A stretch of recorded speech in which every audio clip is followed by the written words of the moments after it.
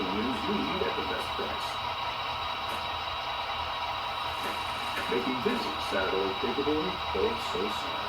Big fire! Swing lets you do that.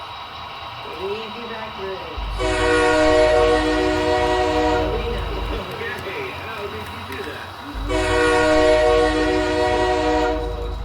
Just go back to the buffet. It's all you can eat. But he was so perfect. Most of all, those who do capital type classes, there are multiple different sizes. Even the photos. Look, same hotel, $100. I didn't exactly know that. Check Trivago to compare prices and save up to 40%. Hotel?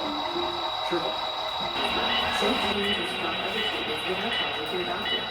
Keep your nose happy. Do more and breathe better with less nasal polyps. Ask your doctor about the difference. Welcome back. The CDC is directly contradicting Health and Human Services Secretary Robert Kennedy Jr. over his guidance surrounding the COVID vaccine for children. Kennedy, who of course has a history of anti-vaccine stances and is not a trained scientist, said last week that the Trump administration would not recommend the COVID vaccine for healthy children. And now, the CDC is saying it does advise parents to have their kids receive the vaccine, but only after consulting with a medical provider or considering, quote, personal preference. Caveats that did not exist under the Biden administration. Joining us now, NBC News medical contributor Dr. Van Gupta. Dr. Gupta, thank you for being here this morning. Certainly, the result here is going to be confusion, but walk us through what this now really means. Early stage vaccine candidate for avian flu.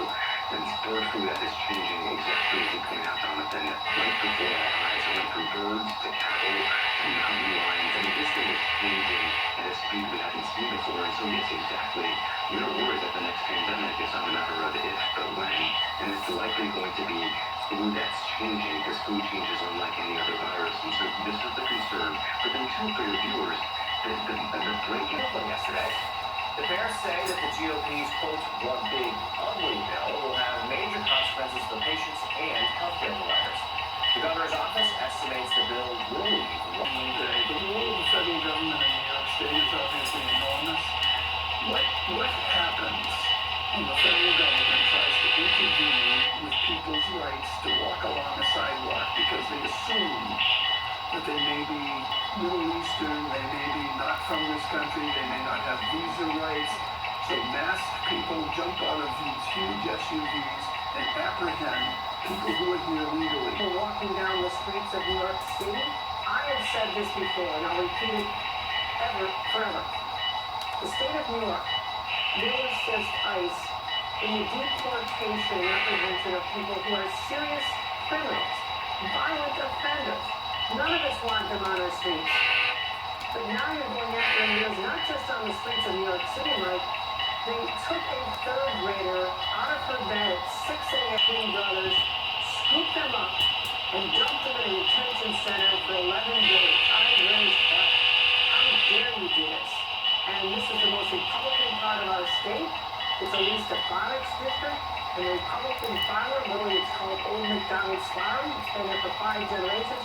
They were shocked. This community rallied our farm community and people who just want to live their life. They run our bodegas, they work in our restaurants, they provide health care, home health care aids to our seniors. The hospital that I was in yesterday, this is a place where so many of them work. And I think it's just so reprehensible that this is the exact opposite of what Republicans and Donald Trump said they would do. They're going after the worst of the worst, the bad guys. And they're not doing that. They're going after students. They're going after high school, estimating Medicaid and Medicare. So I'm very frustrated with this. I'm fighting all the time. I'm on the front lines of King Jeffries, as we were yesterday. But this is a level of attack that is unfair. What's happening right now, and I'm so glad you talked about a farm in upstate New York, because it shows. You have people that are constantly trying to divide New York from Iowa, from Arizona, from California. They act like there's a red state America and a blue state America. When you're talking about health care, I you're talking about, and as many of these Republicans in upstate New York are going to find out, Medicaid is not just for people in urban centers in America, for big city hospitals as well, because your formative years were spent in our southern tier. That is really taking Appalachia. I have marched in my own congressional district. I represented the most Republican district in the state of New York for most war. I was in those neighborhoods and those communities that people said not only have they never voted for a Democrat, they've never seen a Democrat. So that's part of New York State. So the largest employer in most of my counties was the county hospital.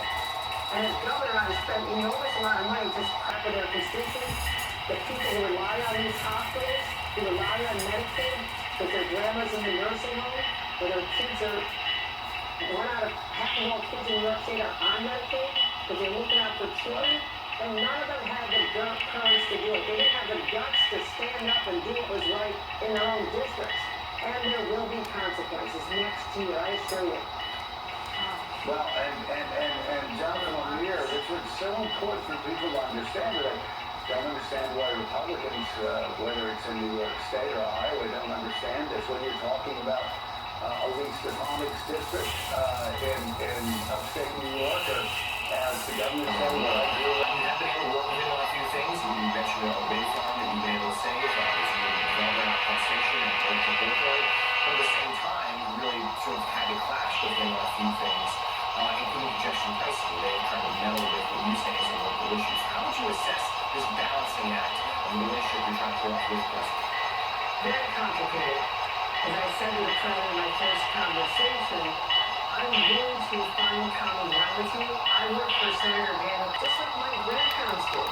In search for a better life and a faith. My grandfather was a migrant farm worker. My parents lived in a trailer park. People struggle when they first come here.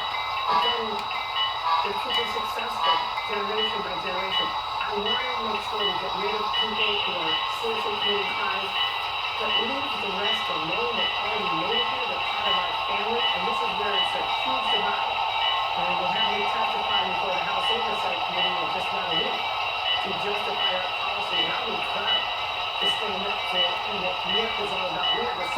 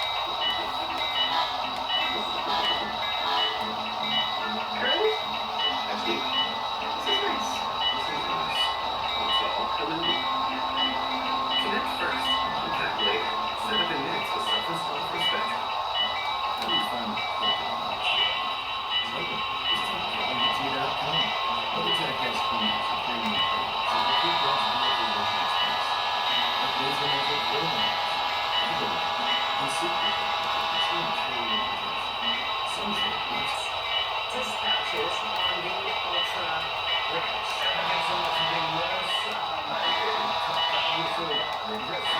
Extraordinary wealth gap between the haves and the have-nots, but also talk about the timing of it and the trends of it. When did we wake up to this new reality?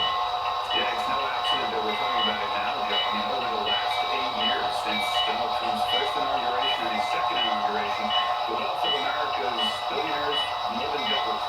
And that's part of a larger trend. In fact, if you go back to 1990, there were only 66 billionaires in this country. They're now on a there is a feeling in the air, and this is made acute by the politics we see in Washington and the kind of administration we have, an administration in which the president named 13 billionaires to the highest ranks in his administration, that it feels as if the rich have pulled farther ahead than ever before, and that's not an illusion. And right now, America's richest people hold a larger share of America's wealth than even the Vanderbilts, the Carnegies, and the Rockefellers did in the heyday of their prime a century ago. So Evan, also talk about the air forces, and if you go from The agrarian age to the industrial age. But the names were consolidating into fewer and fewer planets. And what happened was that gave birth to a new awareness, a kind of an awareness of the fact that this was ultimately unsustainable. And that's how you had this passage from the Gilded Age to what was known as the Progressive Era. People like Teddy Roosevelt and ultimately FDR, who stood up and said, look, these green movements. Owns the 1974 16 football in the world. Charlie Mike with the next day. You know, I have to tell you, Joe, I'm not a boat guy. I don't even like to go out on the ocean in boats. As long as I can see land, I'll be in a boat, but that's about it. But Evan, a piece of the book is excerpted in the New York magazine. It's out now. And it's largely to do with Washington and the White House. And I was reading it yesterday, and the numbers astounded me. $5 million gets you an invite from President Trump to see him or talk to him or whatever. How did you get here? We've always had pay-to-play of some kind, like, and what is really remarkable, what really sort of deserved mention in the New Yorker this week, was that this is a staggering level of transaction of